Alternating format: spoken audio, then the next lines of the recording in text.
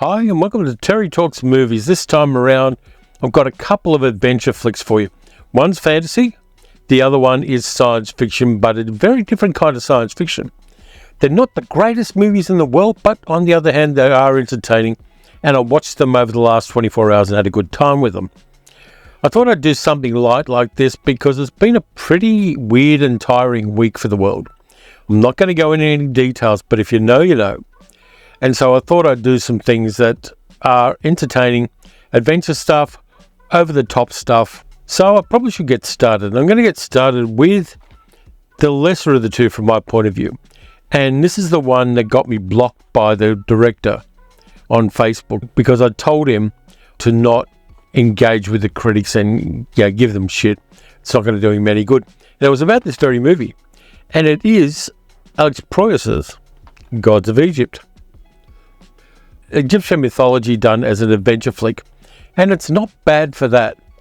The stars in it are pretty good. You get Gerard Butler playing Set, the god of the desert, Nicholas Coster-Waldau playing Horus, the hero, kind of, Melody Young playing Hathor, one of the other goddesses, a thief called Beck played by Brenton Thwaites, a whole bunch of other Australian actors and overseas actors, including Toth played by Chadwick Boseman.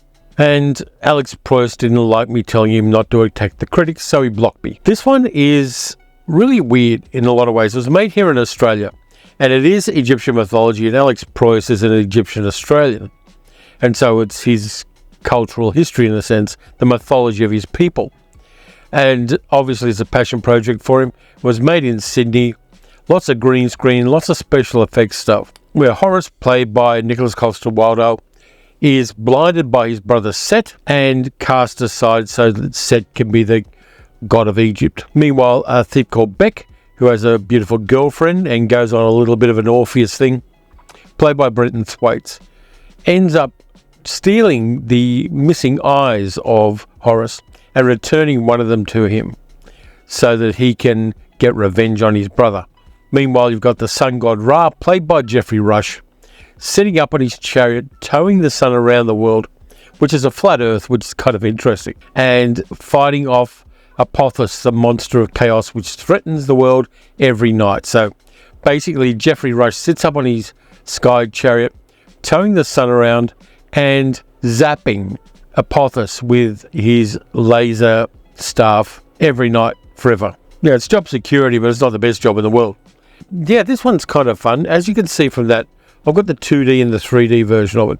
Don't have a 3D player or a 3D TV. I got this one second hand because there are a lot of these out at op shops at the moment for some reason. And inside, you get the 3D version and the 2D Blu-ray version. But it'd be interesting to see the movie in 3D, but not necessarily necessary. Nonetheless, it was kind of fun to watch it. I had an epiphany about CG, computer-generated effects in movies, after seeing this movie again today. And my thought was this: nobody uses worse CG than they can afford to use in making a movie. It's always the best that time and budget allow. So if the computer effects in this look a little bit computer console gamey a bit, I don't mind that particularly. It's all supporting the story. And if you can't afford to get ILM to do your special effects for you, or Weta Workshop or somebody like that, make the best you can with what you've got, allowing for budget and allowing for these time schedules, and just go with it. And this one does pretty well. It gives us a lot of weird things, like on the back there, you can see the giant cobras there being ridden by women warriors, and the cobras spit fire. I'm there for that kind of stuff. I'm there for the manifestations of the Egyptian gods, who are already 15 feet tall, and when they turn into their god aspects, they manifest powers and armor, all sorts of things like that. It's a mad concept and very full on.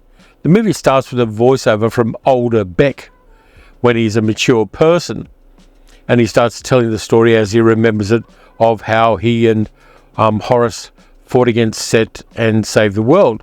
So you know right from the start that the hero in some way is going to survive. And his beautiful girlfriend Zaya, played by Courtney Eaton, he steals a dress for her so they can go to the coronation of Horus, who's been gifted with the King of God's crown by his father, who's retiring, Osiris, played by Brian Brown. Now, Brian Brown's a great actor. I like what he does. He's done a lot for the Australian film industry. But he's not the first guy you would think of when you think Australian actor to play the king of the Egyptian gods in ancient mythology. But he does okay, and it's kind of weird fun to see Brian Brown playing an Egyptian god. And we also get a really nice comic turn by Chadwick Boseman playing Thoth, the god of wisdom, who's basically a human computer, and he has a lot of fun with that role as well. Nobody ever thinks or talks about Chadwick Boseman in Gods of Egypt.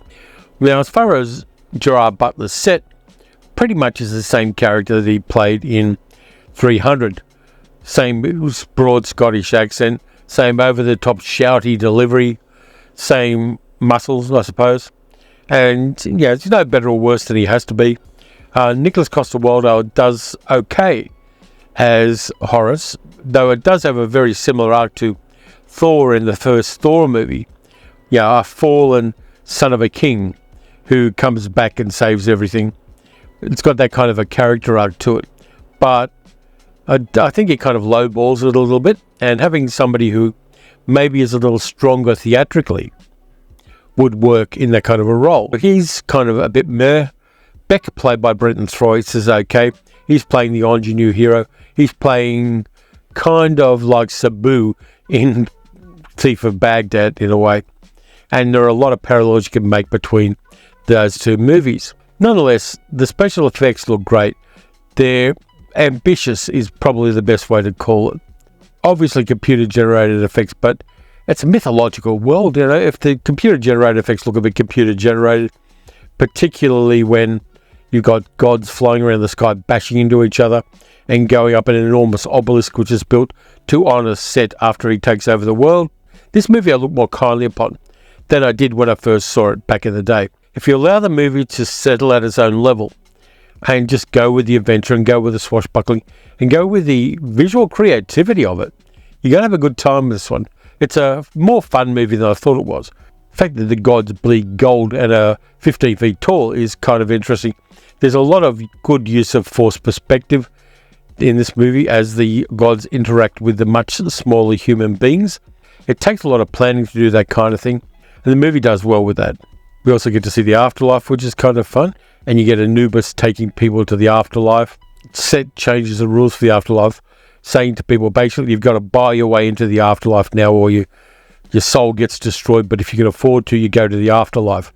And there's a set of scales at the gateway to the afterlife where you've got to put your gift to the gods onto a scale so that it can be evaluated whether you go to the afterlife or not, which struck me as something that a certain unexpectedly presidential American would do if he was running the afterlife. So there's a lot of parallels there that can quite easily be made to a certain demagogue. We also get a whole bunch of other Australian actors turning up. There's Bruce Spence playing one of the guardians of the afterlife. We get Robert Nevin playing a small role as one of the people who goes to the afterlife. We get Rachel Blake playing Isis, the wife of Osiris. Could spot the Australian character actor in this movie. And I like that kind of thing. Small role, they come in, they do a bit of green screen work, they get to wear a fancy costume, they go home and collect the money. This is the kind of movie that, after a very tense week, it's good to unwind with and just enjoy. The critics' expectation of this movie was much greater than the movie was supposed to be. A lot of people would compare it to the Lord of the Rings movies, which I find stultifyingly dull. I tried reading The Hobbit when I was at school. I tried reading The Hobbit later on. I tried reading Lord of the Rings, and none of it grabbed me. It was all a bit home counties English for me. But this one has a certain vitality and a certain oomph that I appreciated. So, yeah, I watched that and I had a good time with it, while not thinking it in any way the best movie in the world. Mother of God.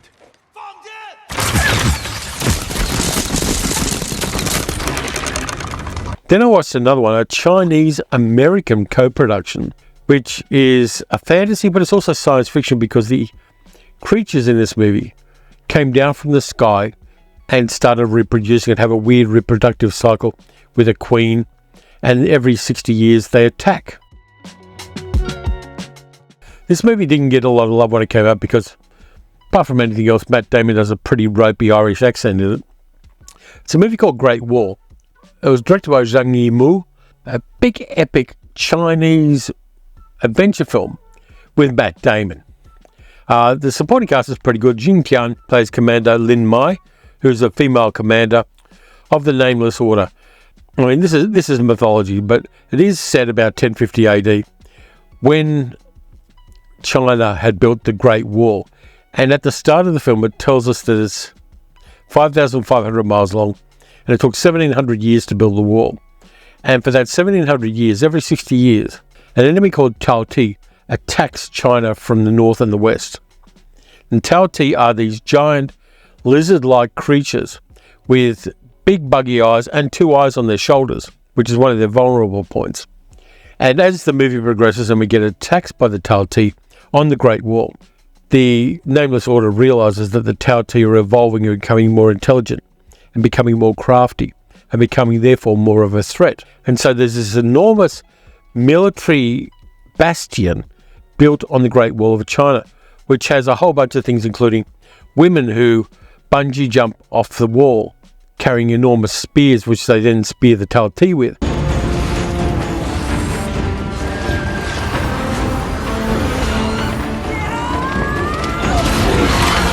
And terrifically large arbalists, fantastically powerful crossbows, and a whole bunch of very dedicated soldiers, all wearing very colourful armour.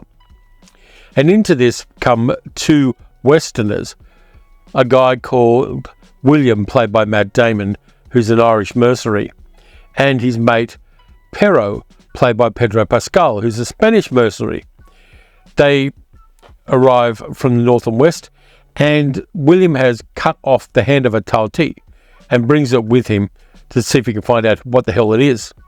So he brings it to the wall. He's captured by the Nameless Order, protecting the Kingdom of China, and ends up helping them defend against the Tao Ti as their latest attack invades the kingdom.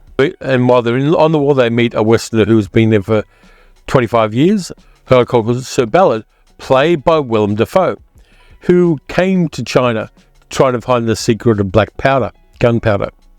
And he found the secret of black powder, but he was never allowed to leave because black powder weapons are some of the weapons that China and the Nameless Order used to defend the kingdom against the Tao Ti.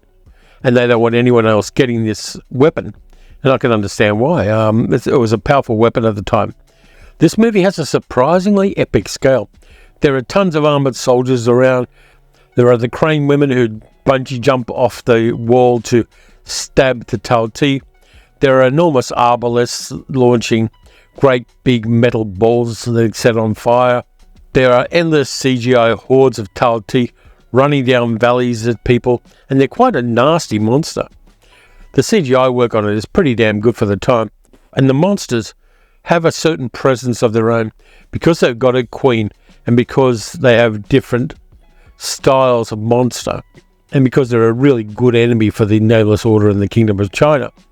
The monsters are a little more nuanced than, say, Alien or one of those kind of monsters. They're creepily intelligent, they're ugly as hell, they're large, they're fast, they're hard to kill. Now, Tao Ti are actually real parts of Chinese mythology, even though in the world of the movie, they're aliens who come from another planet, hibernate for 60 years, reproduce, and start attacking. The Tao Ti are actually a real part of mythology. They're part of the 4 perils in Chinese mythology, along with Hundun. Remember that little headless thing that was in the Shang-Chi movie? That's a Hundun. Quan Ki and Tao Wu. So there are these 4 different monsters which are considered the 4 big perils of Chinese mythology. And they appear in a lot of the art of that period of Chinese history. So the movie is deeply ingrained, like Gods of Egypt, in genuine mythology. And it works. I love the action scenes in this. Zhang Yimou does a fantastic job with the battle scenes. They're genuinely threatening. They're genuinely unexpected. And there are a couple of bits where they want to capture one of the Tao Ti. And they capture it and drug it. But something's going wrong. And so William, played by Matt Damon, has to go down over the wall and down to the ground to fight off the other Tao Ti, because the Tao Ti always take their dead away so that the enemy doesn't know anything about them. And so capturing a Tao Ti is important. And they find out that the creatures are susceptible to being kind of sedated by magnets, by large magnetic fields. So William's got a magnetic rock that he's carrying with him. And they find out that that sedates Tal T for some reason. They're aliens, so you've got to give the movie something. And that scene works really well because to aid him, the Nameless Order has whistling arrows. So the arrows fly down and embed themselves in the Tau T. But they've got flutes attached to them, so when the Tau T move, the arrows stuck in their hides whistle and alert William to where they are in the foggy battlefield that they've got there. So lots of nice bits like that in this movie that work really well. And I like it for that. It's got a really good creative imagination to it. So if I was going to rate these two movies, I'd go with that one first. That one's the better movie for me. The production design is really interesting. The special effects are used sparingly and well. And the battle scenes work a lot better than they do in Gods of Egypt. Though Gods of Egypt itself has a certain charm. If I was to see these movies when I was a kid, I'd probably like this one better than I like this one, but I'd still like this one. They've got that over-the-top boys' own adventure kind of thing, and both of them know the kind of movie that they are. They're there basically to be entertaining. They're not there to get anybody an acting Oscar or anything like that. Good, solid, honest adventure flicks. Didn't do as well as people expected them to, and Alex Proyas's prickliness didn't do him any favours with critics and reviewers. Watching them was a comfort this time around, and just sitting back, going with the adventure, forgetting the events of the world, was the right thing to do today. Let me know if you have seen these movies as well, because if you haven't, you probably should. I'm sure they're on streaming somewhere. Inevitably, this kind of movie does recur on streaming, and audiences go, yeah, I remember that movie from way back, and then they watch it again, and so a bit of revenue flows to the creators. So let me know which other movies like these, the kind of CGI heavy adventure flicks, you would watch along with these two. There are a lot of them out there, and because there are a lot of them out there, we tend to forget them. You watch them, you forget about them, and then 10 years later you watch them again and go, yeah, I enjoyed that film. It's that recurring regard we have for this kind of film. So that's what I got for you this weekend. A couple of adventure movies that you can watch which relax you and are of no consequence, and are the kind of movies you can sit back, have a beer and a steak and just enjoy, or tofu if you like. I'm not going to be biased about that. So if you enjoyed this video, please like, subscribe, hit the notification bell. You can also support the channel by becoming a channel member, or else by donating at patreon.com/terrytalksmovies. If you do that, you get the monthly Spotify playlist of groovy music. You get to see some of my videos early, and you can be part of the conversation at Patreon. Next up, I've got a bit of a haul. I got a gift from Far Across the Seas, which has got some really great movies in it, so I'm going to be doing that one next. And then for the midweek video, all the new releases from Imprint Films, and I'm going to go through those and just tell you what I think of them as well. So pretty good week coming up. So until next time, watch some good movies, watch some bad movies, watch some adventure movies of no consequence to chill out with, and I'll catch you next time.